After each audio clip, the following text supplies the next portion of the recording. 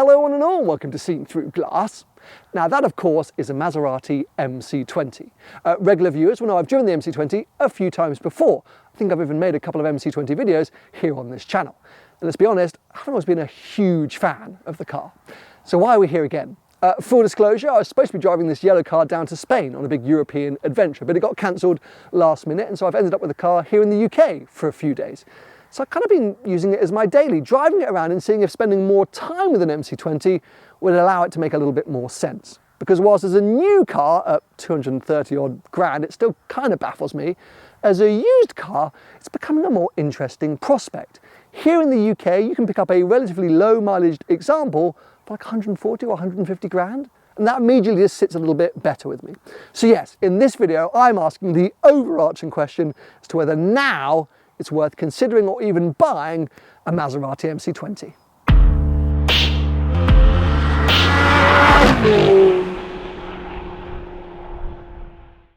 Now, looking past any kind of issues I've had with this car in the past, one thing I have never denied is how drop dead gorgeous it is. Personally, I think this is one of the best looking cars on the road today. Not just best looking supercars, like best looking cars, full stop. I think it is sensational. And I cannot tell you how positive a reaction one gets when driving this car around the UK. I mean, the bright yellow paintwork might help. It's definitely eye-catching. But people freak out about this thing. They give thumbs up, they shout from the side of the road, they slam on their brakes, take photos out the passenger windows. I've had kids jumping up and down. People just lose their minds, and rightfully so, because I do think it is stunning. And actually, we'll get back to it a little bit later. But some of my issues with this car in the past have been the fact that, well, I don't think some of the elements live up to the overall looks. You see this thing, you think, oh my God, that's one of the greatest supercars ever. It must be amazing. And then I was like, I'm not sure it is. But yeah, if it's just something you want to park on your driveway or something you want to get attention in, winner, winner, chicken dinner. It is glorious. And what I really like is the sort of dimensions of it are right, the size of it. It's a good sized car for UK roads. It is wide, but it feels small, it feels nimble. I mean, just look at it here. I don't want to get in because I enjoy staring at it so much. Sadly, it's inside the MC20 where some of my conflicts kind of begin. Let's stick to design initially. I do think it's a very clean, aesthetically pleasing design. Stepping into this kind of carbon tub through these dramatic doors, it is a sort of sense of occasion, and staring out this quite narrow windscreen, which I have to say is predominantly blocked by this rear view mirror, which does nothing because you can't see out the back, so it's actually a camera operated screen. But you know, it's cool. These seats, they're not that comfortable, they're not that sporty. They sort of look the part-ish, but I think I would prefer something a little bit more extreme, if I'm honest. I love this huge carbon fiber element here. It's quite a simple screen, the big old MC20 badge. Like, it's a solid 7 or even 8 out of 10 just in terms of design. But then when you start to interact with the interior, it starts to go a bit downhill. The steering wheel is lovely, these big shifter paddles, fantastic. But for example, you've got the start-stop button here on the steering wheel. Maserati blue, lovely. But it's super plasticky. It's almost flimsy. It feels like at some point it might fall off. The cruise control buttons, the volume, it looks like it could be out of any Stellantis product. Whilst I do love this element here, the actual driver select sort of thing here, it just feels awful. I don't like the pull and release kind of mechanism. I think it should click into place. And then it just feels, yeah, cheap. The buttons here feel cheap. Everything just feels low end.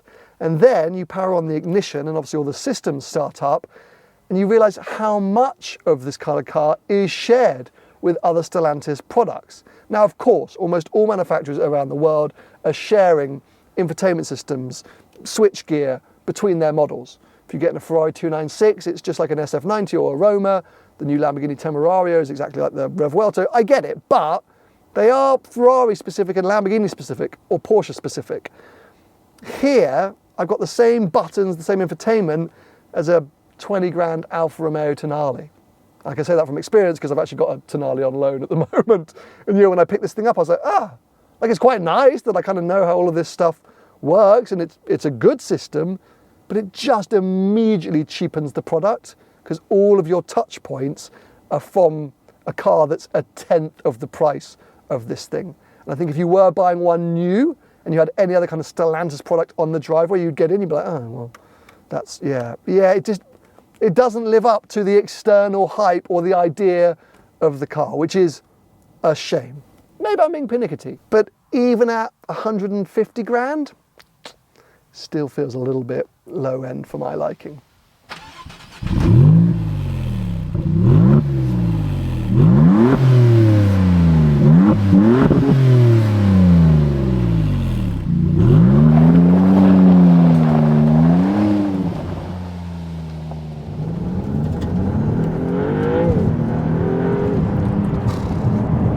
Now, the previous few times that I'd driven this car, it's always been very short test drives here in the UK, and I really focused on performance, which this thing has a ton of, like a stupid amount of.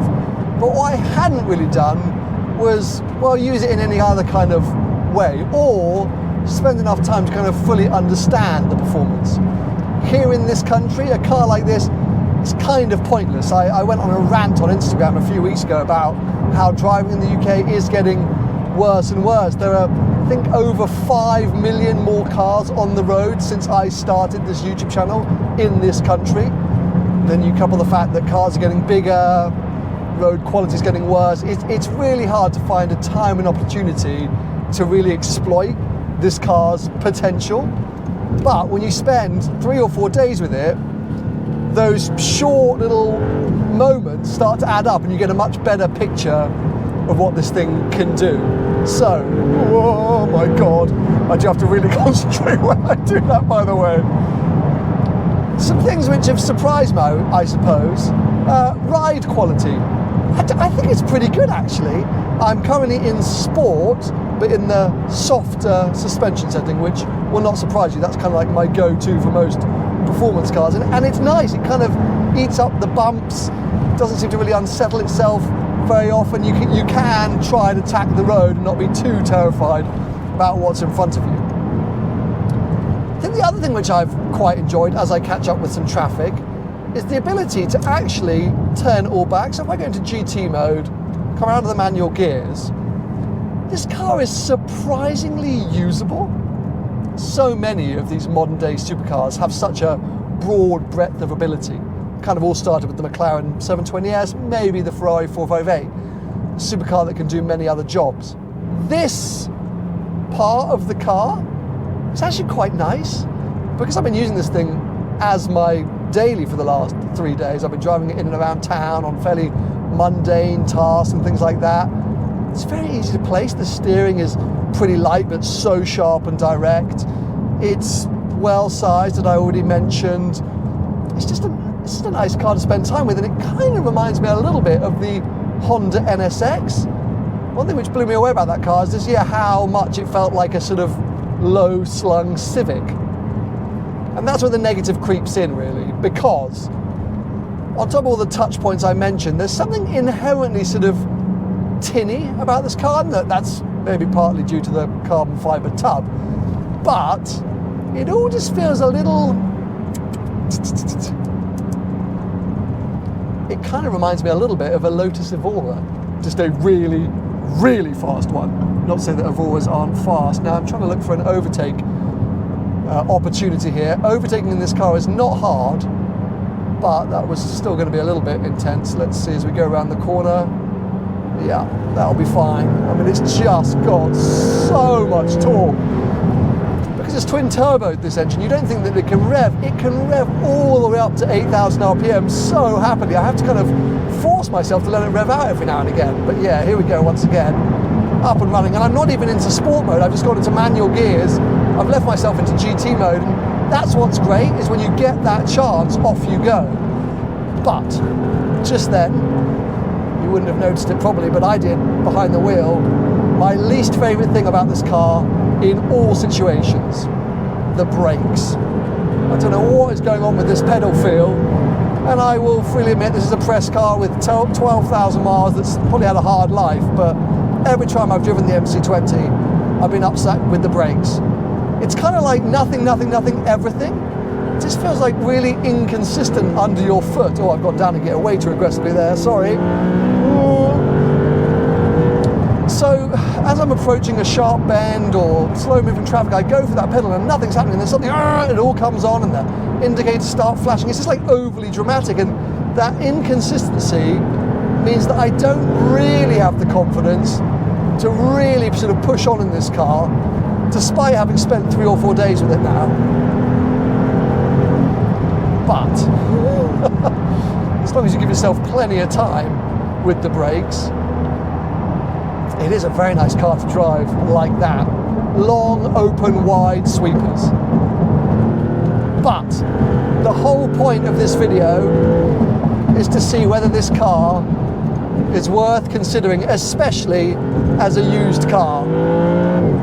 And for this performance alone, yes, because this is top level supercar performance. Like, it is so quick and so agile, and that steering is so on point. Just so much performance, and it feels light. I mean, it is light, this car. It's a little bit of a crest here. Whoa! But yeah, it's just those brakes. Comparatively, they're not there. We have to get into the engine, because as impressive as all of this performance is, as unbelievably fast this car is, I find it leaves me so cold. Like, there has never been a point driving this car, you know, over the last few days or my previous experiences where I've giggled. That engine, it's just death. Like, for me, I'm sorry, I don't care how much performance they've been able to extract from it. I constantly feel like I'm either in a rebodied Giulia Quadrifoglio or some kind of weird Audi RS. I don't know what's going on. I just don't like it.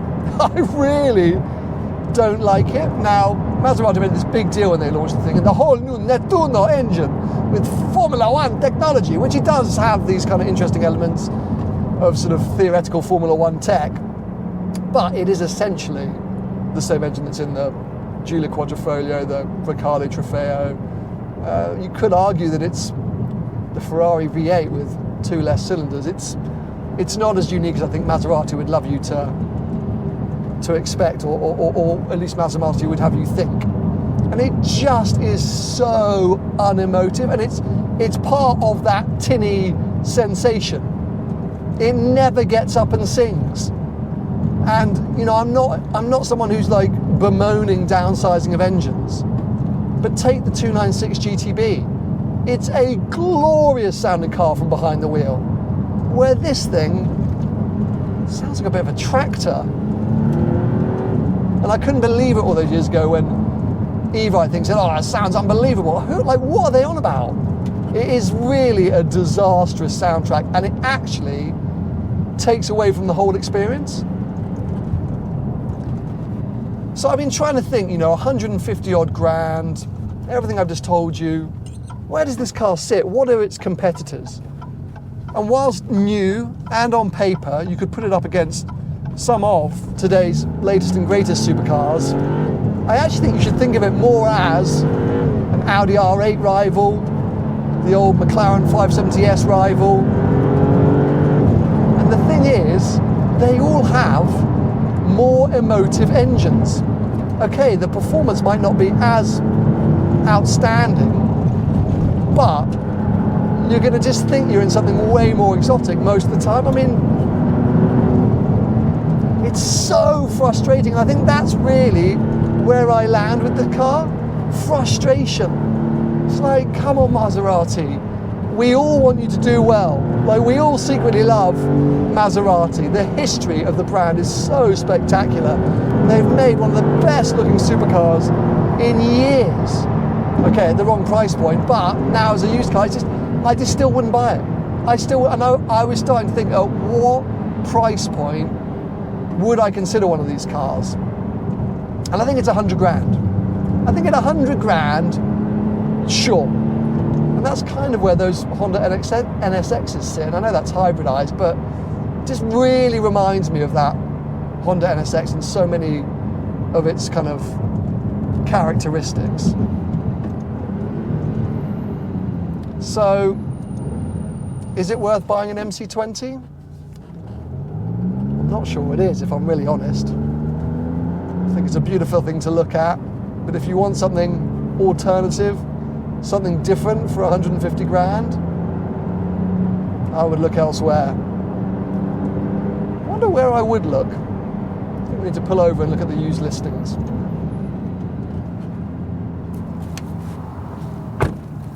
It is mighty impressive, this thing, when you really get on it.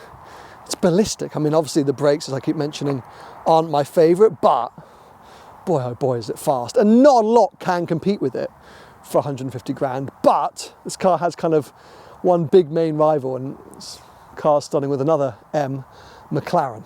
Because here in the UK, you can get 720S, 600 LT, even Artura for around 150 grand. And all of those cars, just as a package, so much more attractive. I mean, obviously the 720S, the 600 LT have that V8, the Artura's got that new hybrid system, which I think is pretty good. It just feels more premium, more bespoke, more unique, and it gives you the same level of performance, and they both have carbon tubs. And that's the frustration. I mean, I'd even look at a Ferrari 488 over this, but I was trying to compare, you know, age and mileage, similar kind of setups. But it's just a shame and a frustration. I want to love this. I want to love Maserati, as I was saying. It just feels like they're getting it wrong, and I think Stellantis have admitted this. They've kind of mispositioned Maserati, and I think it's all to do with the pricing. If this thing was 150 grand new, plus options, and then depreciated to 110 or 15, you'd be like, this all makes sense, this is great. But not 225 grand new. It's the same with the Gran Turismo. I adore the Gran Turismo. I'd have one in a second, that new one, which has the very similar engine to this. But they're like nearly 200 grand. I mean, what is that about? It's so wrong. And if you're going to charge that price point, then you need to do more work to make the product as a whole feel more premium, feel like you're getting the value for that money. The performance is there. They've nailed the performance, but everything else has to live up to the price tag, and it doesn't. So it's a shame. I really wanted to sort of have my eyes open and to really enjoy this car over a longer period. I thought it was going to make me turn the corner, but sadly it hasn't. And it's one that I will continue to overlook.